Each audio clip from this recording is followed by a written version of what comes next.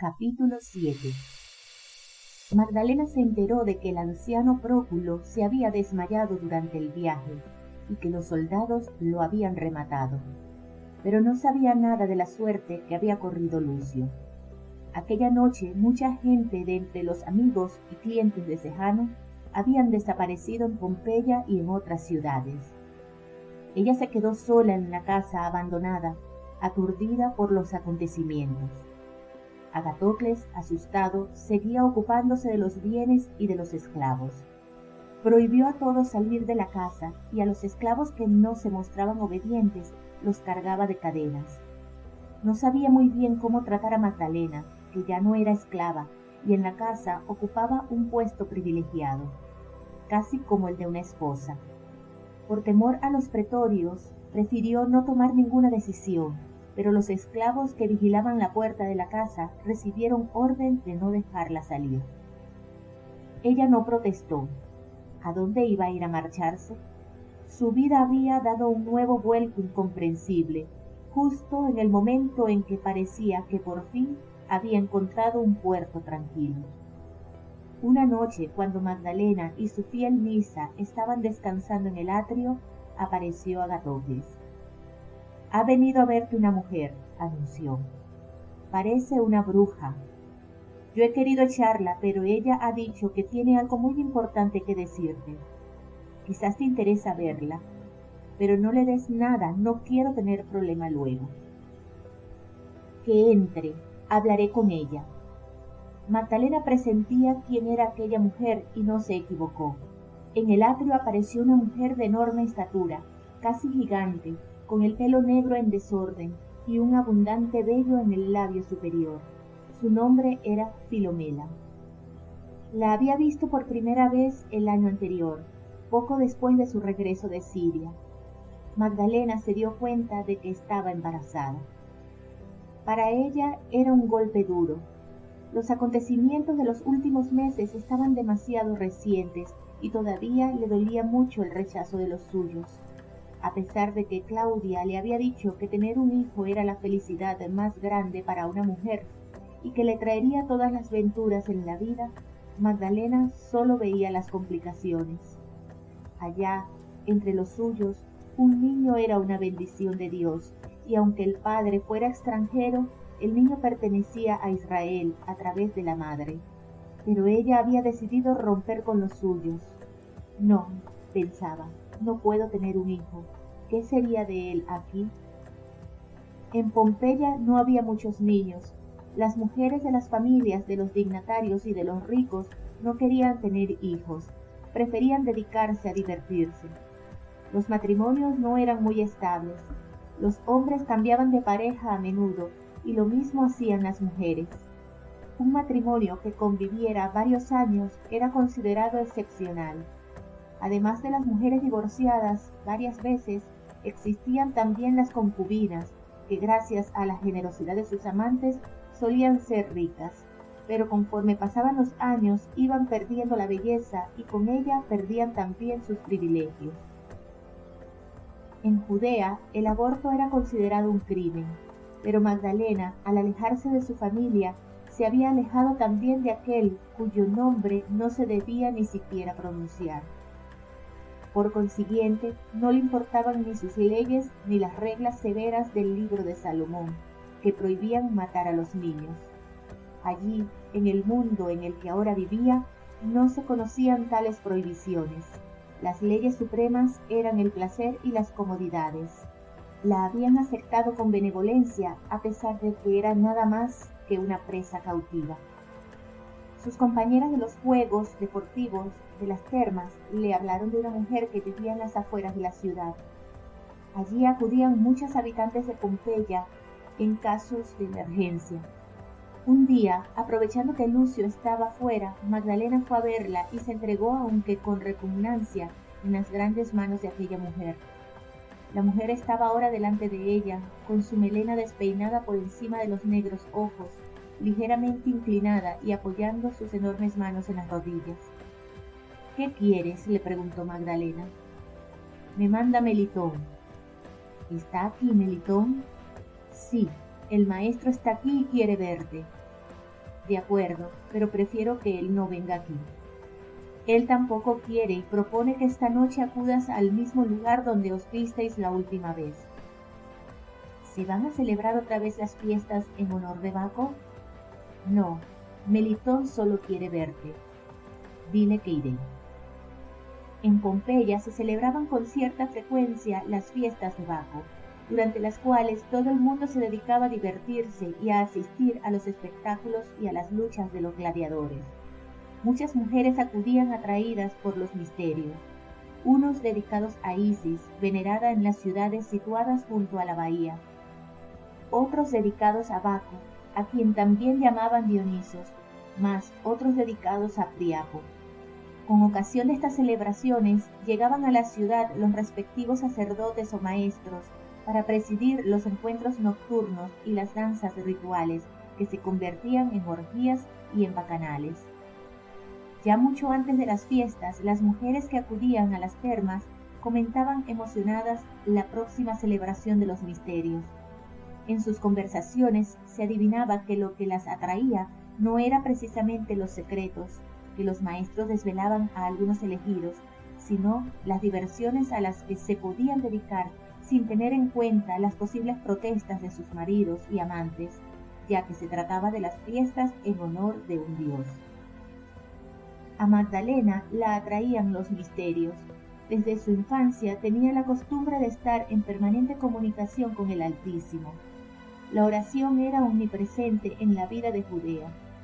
Las oraciones de cada día, las del sábado, las de las distintas épocas festivas.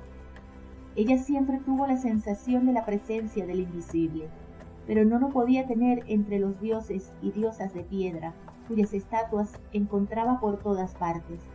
Bajo aquellas hermosas formas no había nada. Allá en el templo, detrás del velo que apenas se podía ver desde el patio de las mujeres, había algo, y aunque estuviera oculto, tenía fuerza suficiente para atraer todos los pensamientos. Ella, a pesar de haberse marchado en rebeldía, no podía dejar de creer en aquella presencia oculta. Cuando oyó por primera vez hablar de los misterios, le preguntó a Lucio: ¿me permitirás tomar parte de esas celebraciones? Él se encogió de hombros. Yo creía que no te iban a interesar. Todas las mujeres parecen disfrutar con esas ceremonias. No puedes ser la única que no participe en ellas. Ante los dioses hay que ceder cuando ellos exigen, si no podrían vengarse. En los anunciados misterios en honor de Dionisos iba a estar presente Melitón, el célebre maestro y sacerdote de ese dios. Las mujeres comentaban su extraordinario encanto. Cuando le oyes hablar se te pone la carne de gallina, dijo Doris, una joven rubia, hija de uno de los más ricos comerciantes de Pompeya, 4 veces divorciada. ¿Cómo habla? Jamás podrás olvidar su voz. La villa donde se celebraban los misterios estaba situada fuera de las murallas de la ciudad, rodeada de un gran jardín repleto de mesas y bancos de piedra. De las ramas de los árboles colgaban lámparas de diferentes colores. Una multitud de bellas esclavas y de jóvenes disfrazados de sátiros recibía a las damas que ocupaban los asientos junto a las mesas. Las criadas traían jarros con vino y los sátiros y los faunos tocaban las flautas. Al principio de la celebración, los que habían ido a venerar a Baco se entretenían charlando unos con otros, pero pronto se fueron notando los efectos del fuerte vino. Los sátiros se sentaban junto a las mujeres y las abrazaban sin que ellas protestasen. En vez de conversaciones, solo se oían risas y canciones frívolas, y los atrevimientos de los sátiros eran cada vez más audaces. Mientras tanto, se había hecho completamente de noche. Se encendieron las lámparas y los grandes pebeteros de incienso, de los que brotaba un humo denso que se extendía por todo el jardín. Una niebla espesa y caliente envolvió a todos, y en ella las figuras iluminadas por las luces vacilantes de las lámparas parecían enormes mariposas nocturnas. De pronto, junto a la mesa donde estaba sentada Magdalena, apareció un hombre y la tomó de la mano. Era alto, de tez morena, sus ojos negros brillaban debajo de las grandes cejas que se juntaban en la frente. Llevaba la cabeza ordenada con una corona de flores. En su desnudo y velludo pecho, colgando de una cadena, lucía una extraña imagen de una serpiente con una manzana en la boca. Sin pedir permiso, el hombre levantó a Magdalena de su sitio y ella, sorprendida, ni siquiera ofreció resistencia. Los dos se echaron a correr a través del jardín entre la niebla y el humo, lleno de música, gritos y perfume embriagador. Ya nadie permanecía sentado, todos corrían cogidos de la mano o enlazándose con los brazos hacia el centro del jardín, de donde llegaba el agudo sonido de una trompeta acompañado por la rítmica llamada de los tamboriles. Las esclavas colocadas a lo largo del paseo ofrecían a todos unas coronas de flores para adornar sus cabezas. El hombre que acompañaba a Magdalena también cogió una y la puso en su cabeza. «Tienes que ser la más bella», dijo con énfasis. «Te va a hablar el propio Dios». Ella no tenía ni idea de lo que significaban aquellas palabras. Mientras tanto, una gran multitud se había reunido en un prado, en medio del cual había un pequeño estanque y junto a él una tribuna adornada con flores. Al acercarse ella, el hombre le soltó la mano diciéndole: «Quédate aquí y no te muevas». Su aparición provocó unos frenéticos aplausos y gritos. «Melitón, el gran Melitón, el santo Melitón, bienvenido». Melitón inclinó la cabeza adornada con la corona de flores y con un enérgico gesto pidió silencio. Empezó a hablar con voz fuerte y algo ronca. «Alegraos todos. Está a punto de llegar el santo dios Baco. Ya desciende hasta vosotros para liberaros, igual que lo hizo en tiempos de Ariadne, en la isla de Naxos, para consolarla cuando su amante terrestre la abandonó. Alegraos». Teseo entregó a su mujer querida al dios y él la liberó del dolor, de la pena y de todas las miserias de la vida, porque la vida del hombre está llena de sufrimientos.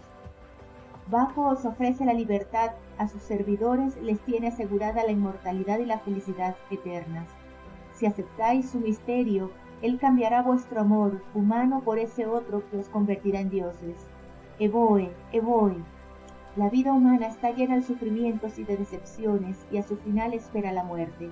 Esta vida fue creada por un Dios malo que odiaba a los hombres y los condenó a padecer desgracias. Baco os trae la salvación y la libertad de toda opresión. Despojaos de todo lo caduco para aparecer delante del Dios libres de toda dependencia de la materia y de las tinieblas.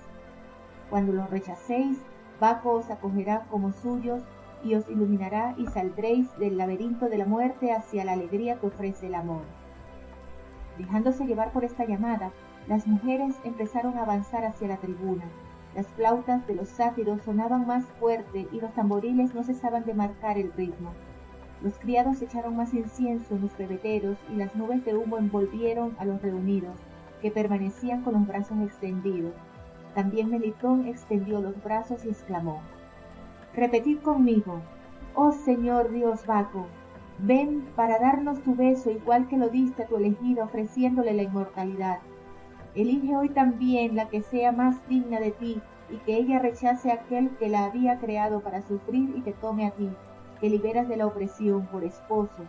Danos a todos la libertad y la alegría que nunca se apaga. Evoe». Descendió de la tribuna y volvió a tomar la mano de Magdalena. Le siguieron otras parejas, formando un cortejo que avanzaba bailando alrededor del estanque. Allí, en la otra orilla, había un pequeño templo. Magdalena y su compañero entraron en él y se encontraron en completa oscuridad y en un ambiente impregnado de perfumes. Con el brazo estirado, Magdalena pudo palpar una columna y se apoyó en ella, sintiendo una gran debilidad en todo su cuerpo y un aturdimiento en la cabeza. Con un movimiento reflejo levantó los brazos cruzados como para defenderse de algo. Melitón había desaparecido y sin embargo notaba la presencia de alguien junto a ella. Una voz desconocida preguntó: «¿Quieres ser libre?» «Sí quiero», murmuró. «¿Quieres olvidar la esclavitud y el sufrimiento?» «Sí». Una mano fría se posó sobre ella como si quisiera marcarla con ese gesto.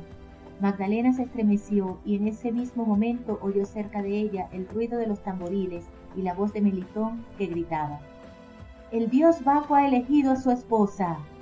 Luego oyó que la voz le susurraba: «Serás como los dioses». Empezó la noche llena de danzas, de carreras locas, de gritos, de música. Cuando terminó aquella vorágine, Magdalena se sintió como cubierta de mugre y se encaminó directamente a las termas.